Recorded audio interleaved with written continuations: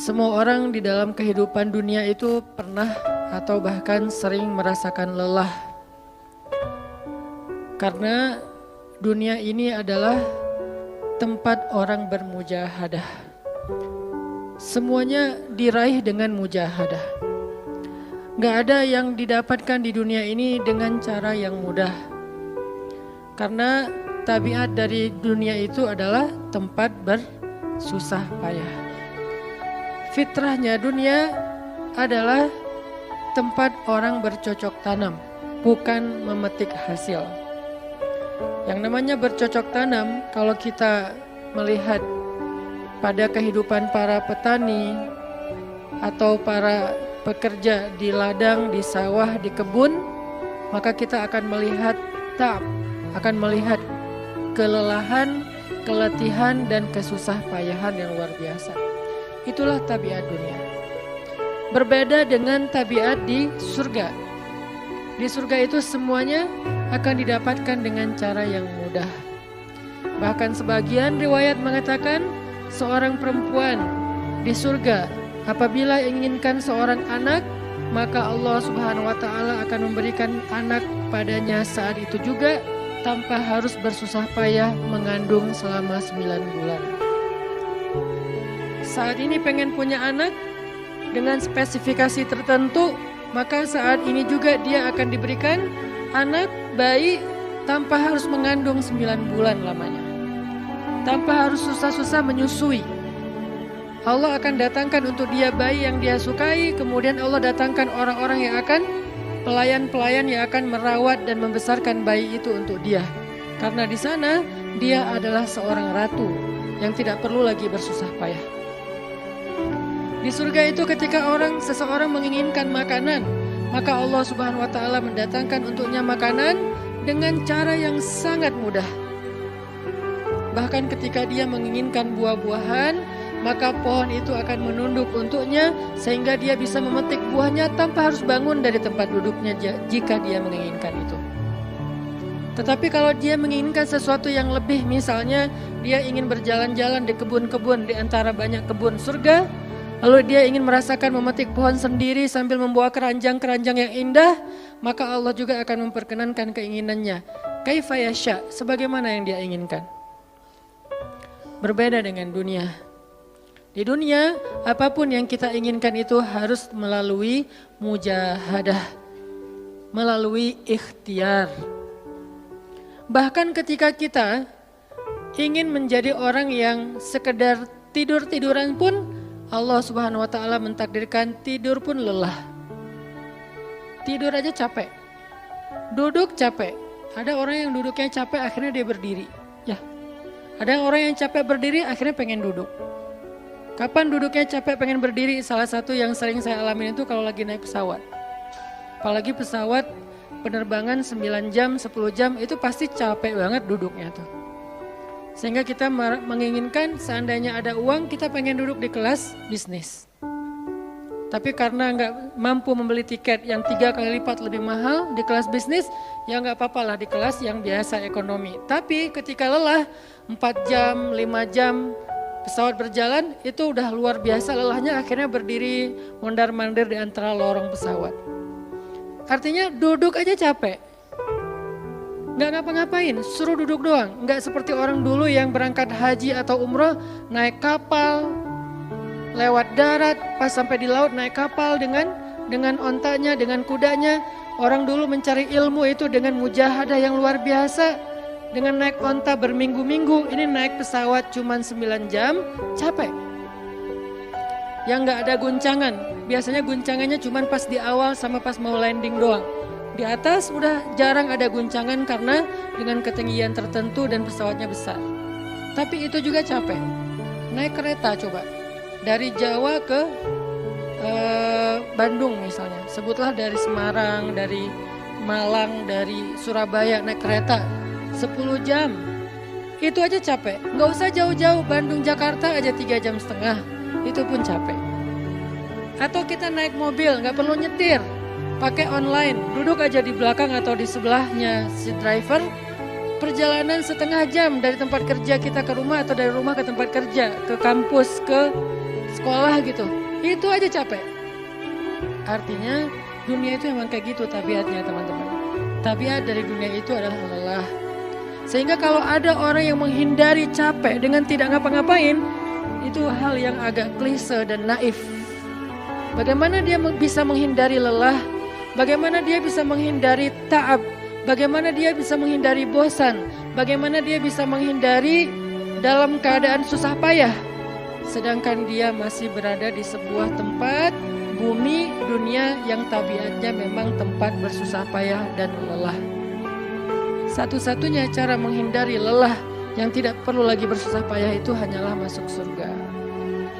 Tetapi kan itu tidak terjadi sekarang. Kita harus meninggal dulu dan kita belum mau. Ada yang mau meninggal masuk surga sekarang? Kalau dijamin sih insya Allah ya. Masalahnya gak ada jaminan. Kalau para sahabat enak, mereka dapat jaminan. Surga Bilal, sebelum Bilal meninggal, Rasulullah udah bilang, Bima sabaktani ilal jannah ya Bilal. Dengan apa kamu mendahului aku ke surga wahai Bilal? Dengan wudu dan sholat syukur wudu. Begitu juga nanti ada sahabat lain yang dijamin masuk surga bighairi hisab wala azab. Salah satunya adalah Ukasyah. Kalau kita tidak ada jaminan apapun di akhirat kecuali berikhtiar dan bermujahadah untuk bisa mendapatkan kebaikan sebanyak mungkin di sisi Allah. Sehingga alangkah naifnya seseorang yang menghindar dari ta'ab wal ham wal gham. Dia berusaha menghindar dari lelah, menghindar dari susah payahnya kehidupan, menghindar dari beban-beban hidup. Itu gak bisa dilakukan karena kita masih berada di dunia. Yang perlu kita sekarang coba pilih adalah kita mau lelah untuk hal yang sia-sia? Apakah kita mau lelah untuk hanya bersenda gurau? Apakah kita mau lelah hanya untuk hal yang tidak ngapa-ngapain? Atau justru lelah kita itu untuk sesuatu yang mudah-mudahan beribadah kepada Allah? Makanya disebut dengan lelahnya menjadi lillah. Karena dua-duanya lelah. Ada orang yang pergi ke masjid lelah. Capek pergi ke masjid. Tapi ada juga orang yang berbuat dosa, itu juga lelah. Memangnya kalau kita beribadah lelah terus berbuat dosa gak lelah? Banyak orang yang berbuat dosa lelah dan kita pernah merasakan kehidupan seperti itu. Sehari, 2 hari, sebulan, setahun, 2 tahun. Sampai kita benar-benar merasakan lelah banget dengan dosa. Di malam hari berbuat dosa lelah, akhirnya tidur sepanjang siang. Di siang hari berbuat dosa lelah, akhirnya tidur sepanjang malam. Lelah sama lelahnya. Antara orang yang beribadah dengan orang yang bermaksiat itu sama lelahnya. Bedanya apa? Yang satu lelahnya akan diganjar, dibalas oleh Allah dengan kebaikan dunia dan akhirat. Yang satu lagi lelahnya hanya akan disudahi dengan penyesalan. Sama-sama lelah. Bedanya lelah yang pertama mungkin baru dirasakan hasilnya setelah itu. Lelah yang kedua seolah-olah bisa langsung dirasakan kesenangannya, tetapi kesudahannya adalah penyesalan. Makanya pada malam ini kita ingin merenungkan beberapa nasihat baik dari Al-Quran maupun hadis tentang bagaimana kita menjadi orang yang setiap hari tetap lelah, tetap banyak beban, tetapi beban itu mudah-mudahan menjadikan kita mendapatkan banyak kebaikan di sisi Allah. Makanya Nabi SAW bersabda dalam hadis riwayat Bukhari dan Muslim, An-nasu ka'ibili mi'ah, la takadu tajidu fiha rahilatan. Manusia itu seperti 100 ekor onta. Manusia ka'ibili mi'ah, seperti 100 ekor onta. Yang harganya murah 50 juta, yang hidupnya untuk disembelih pada akhirnya nahar, disembelih. Onta itu kan kalau disembelih sambil dia berdiri ya. Kalau ayam, bebek disembelih sambil dipegangin atau diangkat. Kalau kambing dan sapi dibaringkan. Kalau onta disembelih itu sambil diberdirikan. Dia berdiri langsung disembelih. Itu onta. Artinya manusia ka'ibili mi'ah. Nabi itu menggambarkan onta karena onta ini punya banyak macam.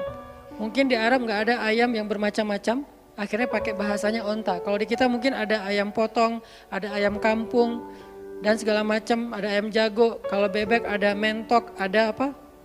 Bebek yang biasa. macam-macam kan. Di Arab mungkin gak terlalu banyak variannya dan gak terlalu akrab dengan kehidupan sehari-hari mereka. Yang akrab itu kambing, kuda, keledai, onta. Akhirnya Nabi mengatakan, Anna sukai bilimi'ah. Nabi seolah-olah mengambil sebuah perumpamaan. Dan perumpamaan ini bisa kita ganti dengan culture yang berbeda di setiap negara. Tetapi perumpamaan yang paling baik itu adalah onta. Anna sukai bilimi'ah. Manusia itu seperti 100 ekor onta ibil. Onta potong. Yang hidupnya hanya untuk disembelih oleh tuannya, kemudian dagingnya dimakan atau dijual. Kenapa bisa begitu murahnya? Cuman 50 juta, 40 juta dan berakhir dengan disembelih? Karena onta ini hidupnya tidak istimewa. Dia hidup hanya untuk makan, minum, tidur, dan berkembang biak. Cuman itu misi dari kehidupan dia. Makan, minum, tidur, berkembang biak. Udah itu doang. Setiap hari kerjanya makan aja. Lihat hewan ternak ngapain? Merumput aja setiap hari. Gak ada hewan ternak yang tiba-tiba dia lagi ngapain? Lagi sholat. Gak ada. Hewan ternak misalnya lagi ngebantuin tetangga. Gak ada. Hewan ternak lagi menjenguk yang sakit. Gak ada. Hewan ternak yang lagi menyelesaikan hajat saudaranya. Hewan ternak yang lagi dengerin curhat. Gak ada. Kenapa? Karena tugas misi kehidupan mereka itu cuma diciptakan untuk makan, minum, tidur, berkembang biak, udah. Ini namanya kalau di antara onta namanya ibil. Yang hidupnya itu sesederhana itu. Nggak ada yang rumit, nggak ada yang terlalu berlebihan. Dan an-nasu, manusia secara umum mirip dengan ibil.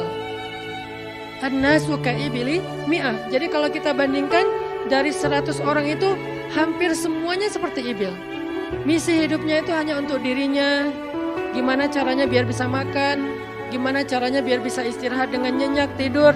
Gimana caranya biar punya keluarga, berkembang biak, punya keturunan. Dan kemudian dengan keluarganya dia punya family time. Kapan liburan, makan di rumah, jalan, segala macam. Cuman itu misi dari kehidupannya. Sehingga Nabi menyebut mereka yang misi kehidupannya hanya dirinya dan keluarganya. Ka'ibili.